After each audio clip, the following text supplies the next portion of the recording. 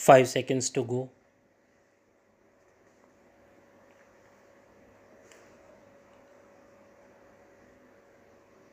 Start. This year we have commemorated the 75th anniversary of the Dandi March, inspired and led by Mahatma Gandhi in a variety of ways. Thousands of admirers and followers of Gandhiji from India and overseas reenacted the famous Dandi March. Many congressmen and women, inspired by the leadership of Sonia Ji, participated in this historic reenactment. Our government issued special commemorative postage stamps. I am very happy that today we meet here to issue special commemorative coins. I compliment my colleague, the Finance Minister, for the initiative he has taken in this regard. We all salute Mahatma Gandhi for the courage of his conviction and the power of his symbolism. Holding up a fist of salt from the soil of Mother India, Gandhiji made British rule unpalatable. It was a historic moment in the creation of free India. I have spoken on several occasions during this year on the significance of Dandi March. The Dandi March was not only a march for independence, it was also a march for the uplift of the poorest of the poor, the emancipation of women and their empowerment, the removal of untouchability, the assertion of the right of our people over the natural resources of which they are the inheritors and owners, the establishment of unity of people professing diverse faiths, and above all, it was a march for our spiritual regeneration. It was also a march of unity of all Indians, irrespective of caste and religion, language and region. The inclusive nature of our national freedom movement created the foundation for our inclusive democracy, of which we are justly proud. By following Gandhiji's life and deeds, by recapturing the spirit of his ideas like Dandi March, we can build the India of Gandhiji's dream, an inclusive and prosperous India.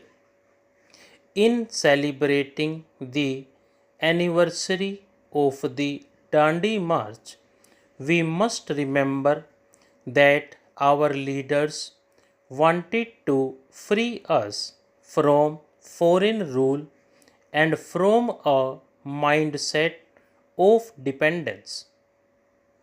They wanted each one of us to stand for our own rights and take pride in our being Indians, the children of Mother India.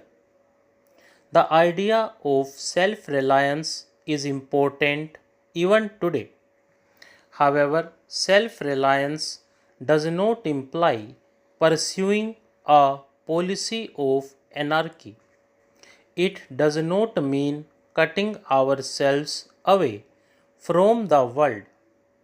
Self reliance in the modern world implies the ability to pursue one's interests with self-confidence and faith in one's own capabilities.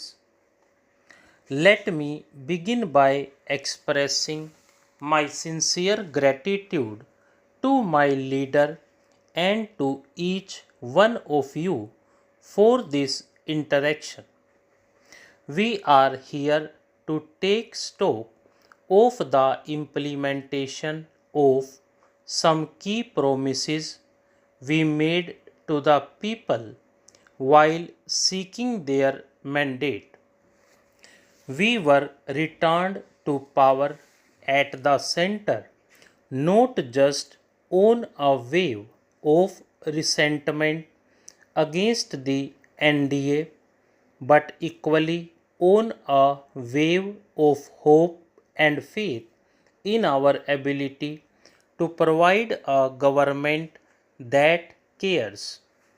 It was a positive vote for a secular and a liberal government, a forward looking and modernizing government, an inclusive and transparent government.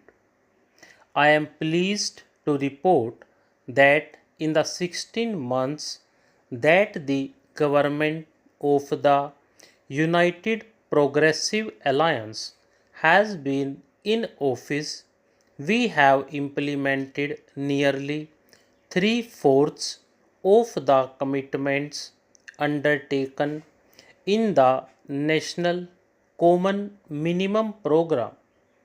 The most important contribution of our party in government has been to bring the nation back to the politics of moderation and the economics of equity and development. The weaker sections of society, the marginalized, the depressed, the minorities, feel a new sense of belonging and ownership in the destiny of our nation. We have taken several steps to empower scheduled castes, scheduled tribes, minorities, women, children, the disabled, senior citizens, and people living in the far reaches of this vast land. A bill to provide for reservation of posts in civil services has been introduced. We have taken several steps to ensure that commitments already made in respect of the empowerment of scheduled castes and scheduled tribes are fulfilled in a time bound manner. A group of ministers on Dalit affairs is monitoring our efforts to promote the welfare of scheduled castes. The Department of Personnel is closely monitoring fulfillment of quotas in government jobs at the center.